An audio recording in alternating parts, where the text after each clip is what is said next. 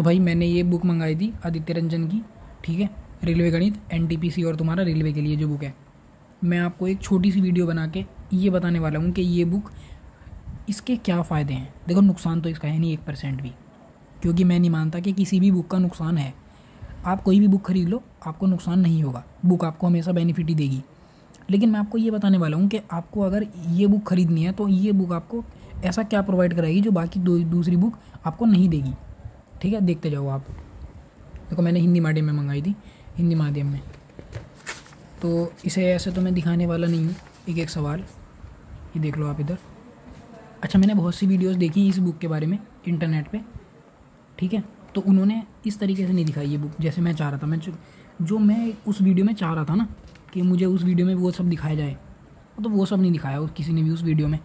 मैं क्या चाह रहा था कि भाई देखो लेवल देखना चाह रहा था मैं सवालों का। देखो ये है वे सवाल, ये प्रतिशत है चैप्टर। देखो ये लेवल है आप सवाल का। आप चाहो तो स्क्रीनशॉट ले सकते हो इस वीडियो में से, ठीक है। ये देखो इधर। अब मैं आपको पहले वहाँ लेके चलता हूँ जो चैप्टर मैं कर रहा हूँ फ़िलहाल। भाई मैं कर रहा हूँ 2 चैप्टर, एक तो LCM HCF और दूसरा कर रहा हूँ मैं द्विविमीय ज्यामिति। देखो द्विविमीय ज्यामिति है ये 2D मेंसुरेशन। और आप यकीन मानना मेरी बात का भाई, जब आप इस बुक को लोगे और सवाल करने शुरू करोगे आप, ठीक है, तो आप ये कहोगे कि यार मुझे तो मज़ा ही नहीं आ रहा। ठीक है, आप ये कहोगे मुझे मज़ा नहीं आ रहा। क्यों? क्योंकि आप ये कहोगे कि भैया इसमें तो हल्के सवाल हैं, ये सवाल तो मैं चुटकियों में कर रहा हूँ, ये सवाल मैं कर रहा हूँ चुटकियों में। आपको बहुत हल्के लगेंगे ये सवाल, हालांकि सारे हल्के नहीं लगेंगे, लेकिन मोस्टली आपको लगेंगे हल्के। आपको ऐसा महसूस होगा कि यार इसका लेवल तो बहुत ख़त्म है। आप सोचोगे कि यार रेलवे का यही लेवल है क्या मैथ का? समझ रहे हो? ये देखो ये टिक लगा रखी, ये मैंने सवाल कर लिए। इसमें शायद 2D में 139 के आसपास सवाल दे रखे हैं भाई। ये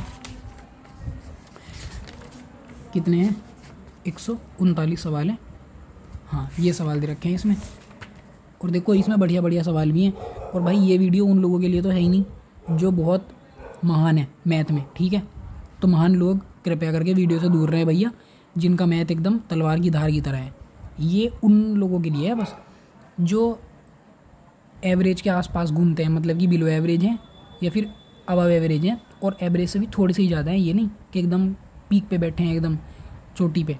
तो भैया वे लोग ना देखें, ठीक है। हम जैसे भी लोग देखें बस, जो मैथ में एकदम एवरेज से थोड़े ऊपर ही समझ लो आप। बिल्कुल एवरेज से ख़त्म तो नहीं बताऊँगा मैं। देखो मैं आपको दोस्तों एक चीज़ दिखाता हूँ इस सवाल, इस किताब में। इसमें बहुत बढ़िया बढ़िया सवाल भी दे रखे हैं बहुत से। मैं आपको उदाहरण देता हूँ। देखो 1 मिनट, मैं आपको कोई सवाल दिखाता हूँ जो मुझे बढ़िया सा लगा। देखो इधर देखो आप, ये सवाल पढ़ लो। एक वर्ग का क्षेत्रफल दे रखा है आपको एक द्विघात समीकरण के रूप में। बोला कि वर्ग की प्रत्येक भुजा का माप ज्ञात कीजिए जहाँ x > 0। ऑप्शन दे रखे हैं आपको भाई। और मैं ये नहीं कह रहा कि ये सवाल बहुत ज़्यादा हल्का है, ग्रुप D का सवाल है भाई, ठीक है। लेकिन फिर भी इतना ज़रूर कह सकता हूँ कि ये सवाल अगर जो मैं 100 बच्चों को दूंगा ना तो 100 के 100 नहीं कर पाएंगे इस सवाल को। ध्यान रखना मेरी बात। और ख़ासकर एक ऐसा माहौल में जब आप पेपर में बैठे हो, टिक टिक घड़ी चल रही है आपके सामने, ये देख रहे हो आप, करके बताओ आप ये सवाल। मुझे पता है कर लोगे, लेकिन भाई फिर भी इस सवाल का लेवल है कुछ, इसको सोच समझ के बनाया गया है। ये देखो। और अब मैं आपको बताने वाला हूँ, 1 मिनट रुको जरा, LCM HCF के वो दिखा देता हूँ भाई। LCM HCF के सवाल, क्योंकि वो दूसरा चैप्टर है जो मैं कर रहा हूँ अभी, सरलीकरण। ये रहा लेसे पे और मैसे पे, देख लो आप। ये सवाल है भाई, 2 संख्याओं का मैं से ये है और उनका ले से ये है, संख्याओं का योग क्या है? आपने देख लिया, ये सवाल देख लिया। दोस्तों देखो, अब जो चीज़ मेरे दिमाग में आई, जो टेक्निक मैंने लगाई, मैं आपको वो बताता हूँ मैंने क्या टेक्निक लगाई। क्योंकि जब हम मैथ पढ़ते हैं ना, हम हो जाते हैं कन्फ्यूज़ कि हम कैसे करें। तो हुआ क्या, मैं बताता हूँ आपको। कोचिंग में भी किसी नहीं जा रहा, मैं भी दिन में काम करता हूँ भैया, प्राइवेट नौकरी पकड़ रखी है, अपना खर्चा पानी निकलता है, और अपना रात को आते हैं, किताब देखते हैं, तैयारी चल रही है रेलवे वगैरह की अपना। देखो मैं ये कहता हूँ कि पहले जैसे कि आपको क्या करना है इस बुक को करने से पहले, जैसे कि मैंने क्या किया, मैंने स्टार्ट किया LCM HCF इस चैप्टर में से, इस बुक में से। मैंने सोचा कि मैं LCM HCF करूँगा और करूँगा साथ में 2D मेंसुरेशन। तो दोस्तों मैंने क्या किया, मैं सबसे पहले गया यूट्यूब पे मैंने डाला LCM HCF अभिनय शर्मा। भाई 2 वीडियो थी LCM HCF की, ठीक है। मैंने पहली वाली वीडियो देख ली LCM HCF की, लगभग 1.5 घंटे की वीडियो थी वो। मैंने उस वीडियो से क्या सीख लिया, मैंने कॉन्सेप्ट सीख लिया उस वीडियो से। उस वीडियो में उसने बताया कि भाई LCM कैसे निकालना है और डिवीज़न मेथड वगैरह उसने बता दिए। मैंने वो वीडियो देख ली, उसमें उसने सवाल भी करवा दिए। उसने मेथड बताया कि सवालों को किस तरीके से करना है, ठीक है। तो मैंने कॉन्सेप्ट सीख लिया भाई कुल मिला के उस पहली वीडियो से। उसके बाद मैंने क्या किया, मोबाइल रख दिया एक तरफ को। मोबाइल रखने के बाद मैंने ये बुक खोल ली भाई, LCM HCF पे आ गया मैं। अब बस मैंने कुछ नहीं किया, बस पहले सवाल से करना शुरू कर दिया भाई। पहला किया, कर लिया, दूसरा हो गया, 3 4 5 ऐसे करके होते चले गए सवाल। अचानक एक सवाल आ गया भैया, वो सवाल आया और मेरे होश उड़ गए। मैंने कहा यार ये क्या है, ये कैसे होगा भाई, ठीक है। तो अपने से तो हुआ नहीं, क्या किया फिर मैंने देखा सॉल्यूशन कि भाई ये सवाल कैसे होगा, ठीक है। सॉल्यूशन देखा भाई, ठीक है, आगे बढ़ गए। एक सवाल करा, एक बार देख के आगे बढ़ गए। फिर आया दूसरा सवाल, अपन ने कर दिया, फिर आया, नहीं हुआ, फिर देख लिया भाई कैसे हुआ। इस तरीके से मैंने सवाल करने शुरू कर दिए। मैंने 40-45 सवाल कर लिए, ऐसे करके मैंने 40-45 सवाल कर लिए। फिर उसके बाद क्या, वापस मैंने 1.5 घंटे की मैंने रख दी LCM HCF। फिर मैंने 2D वीडियो, मैंने आपको बताया था 2D मेंसुरेशन मेरा दूसरा चैप्टर, मैंने फिर अभिनय शर्मा के लिए वीडियो खोल ली। अगले दिन मैंने, और ध्यान रखना ये मैंने 2D मेंसुरेशन उसी दिन नहीं करी LCM HCF वाले, क्योंकि भाई दिमाग पक जाता है। मैंने सिर्फ एक ही चैप्टर किया था LCM HCF का। अगले दिन मैंने 2D मेंसुरेशन ले ली, अभिनय शर्मा की वीडियो की उठा ली भाई। पुरानी वीडियो थी कोई 13-14 वीडियो थी, मैंने पहली वीडियो ले ली। पहली वीडियो में से मैंने क्या सीखा भाई, कॉन्सेप्ट, समझ रहे हो, कॉन्सेप्ट सीखा मैंने। और उसमें क्या सीखा, कॉन्सेप्ट मैंने उसमें सीखा। उसने ना मुझे 2-3 फॉर्मूले बता दिए वीडियो में, याद करा दिए। इक्विलैटरल ट्रायंगल दे रखा था और इक्विलैटरल ट्रायंगल की इन सर्किल और सर्कम सर्किल वाला कॉन्सेप्ट था, मतलब कि इन रेडियस और सर्कम रेडियस दे रखी थी भाई।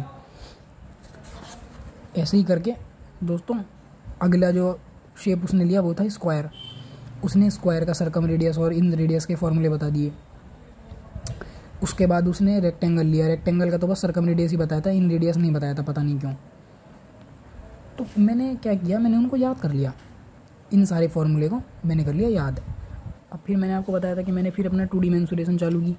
अब देखो वो मेरे कहाँ काम आई, 1 मिनट देखते जाना। 2D mensuration 322।